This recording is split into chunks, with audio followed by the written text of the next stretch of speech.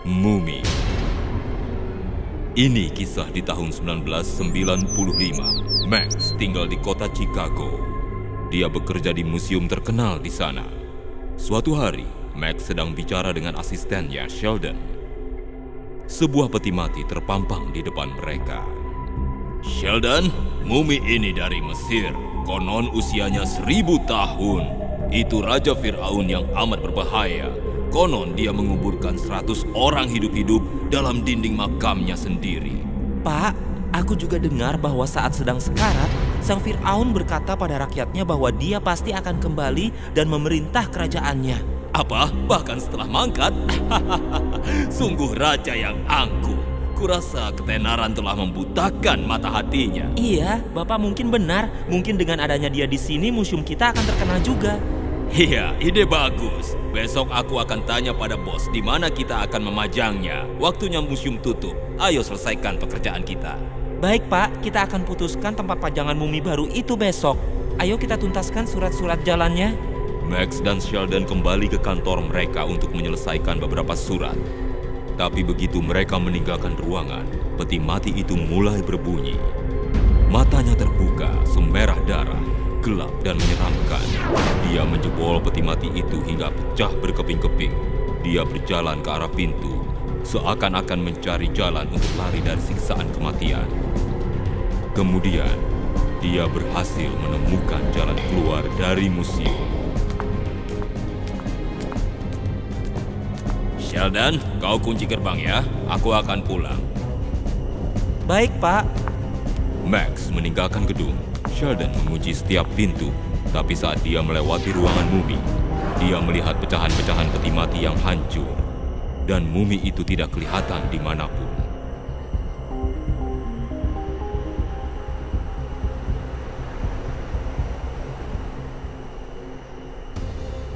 Serentetan jejak kaki berdarah tampak dari ruangan ke ruangan museum. Jejak berdarah, siapa itu? Wajah Sheldon terperangah. Dia menyadari sesuatu. Matanya terbelalak. Pasti ada yang tidak beres. Gawat ini. Mumi itu pasti bangkit kembali. Ini pasti jejak kakinya. Dia mengikuti jejak kaki itu ke tempat parkir yang tertutup salju. Oh tidak, gawat. Mobil Max diparkir di sini. Itu berarti... Sheldon ketakutan dan langsung menelepon Max. Max mengangkat telepon. Sheldon bertanya dengan gelisah. Pak, Bapak di mana? Ada apa, Sheldon? Aku sedang di Baker Street. Mengapa kau begitu gelisah? Pak, muminya tidak ada dalam petinya. Tidak ada dalam peti? Lantas di mana? Apa yang kau bicarakan, Sheldon? Pak, Bapak tidak mengerti maksudku. Memang tidak, Sheldon. Nanti ku telepon kau dari rumah. Pak, setidaknya dengarkan dulu. Tiba-tiba, si Mumi duduk di kursi belakang mobil Max. Matanya berdarah, seluruh tubuhnya terbungkus perban. Max berteriak saat melihatnya. Kau benar, Sheldon. Dia di mobilku.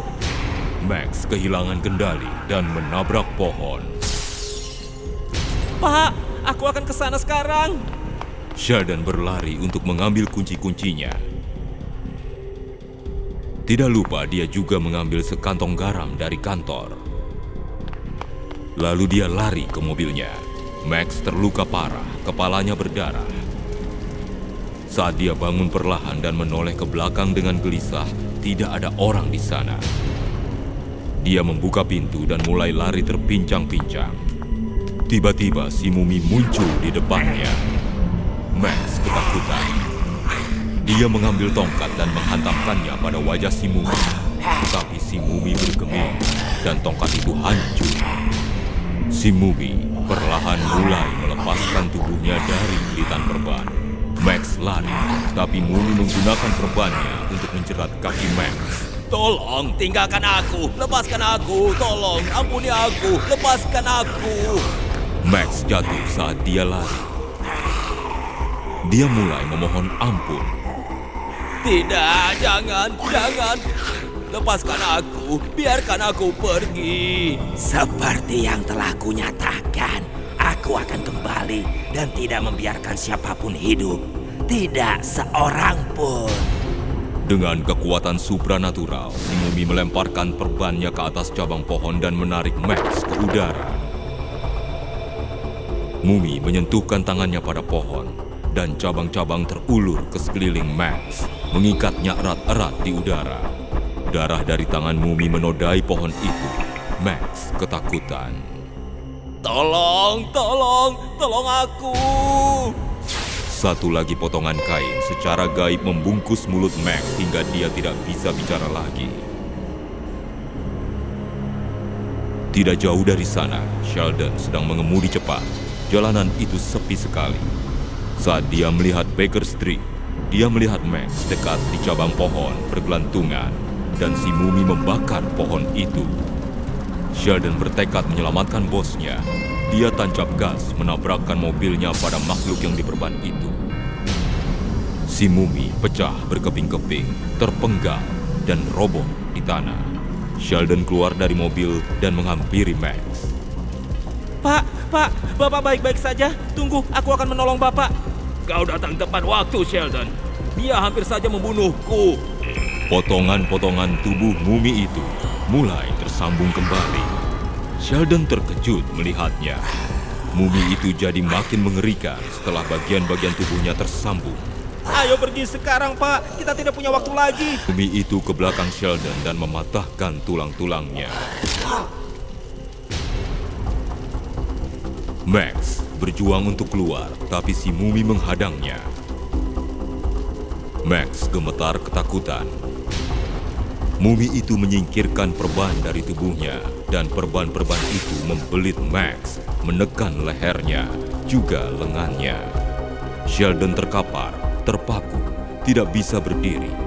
Tapi dia ingat garam yang dia ambil dari kantor. Dia menggenggam kantung itu dan melemparkannya ke arah si mumi. Mumi itu berteriak saat badannya terbakar oleh garam dan tubuhnya meringkuk ke tanah. Sheldon mengeluarkan Max. Pak, Bapak tidak apa-apa? Iya, aku tidak apa-apa, Sheldon. Aku tidak tahu apa yang akan terjadi kalau kau tidak datang. Pak, mumi itu bagaimana? Kita tidak bisa meninggalkannya seperti ini. Kita kembalikan ke tempat asalnya. Tidak boleh ada di kota kita. Dan ingat, jangan ceritakan kejadian ini pada siapapun. Aku tidak mau orang berpikiran buruk mengenai museum kita. Setelahnya, beberapa orang membawa peti berisi mumi keluar dari museum. Max dan Sheldon melihat si mumi dipindahkan oleh beberapa orang. Lalu Max bertanya, "Sheldon, dari mana kau dapat ide melemparkan garam pada mumi itu?" Aku melihatnya dari film, Pak. Kupikir aku akan mencobanya dan itu berhasil. Jiwa kita selamat berkat itu. Aku jadi berpikir, apa yang akan terjadi kalau kau tidak menonton film itu? Entahlah, Pak, apa yang akan terjadi. Mereka saling bertatapan dan menghela napas lega saat melihat mumi itu pergi. Beberapa tahun kemudian, dua orang sedang membuka peti berisi mumi itu dan menempatkannya di museum baru. Saat itulah, kedua mata si mumi terbuka. Selesai.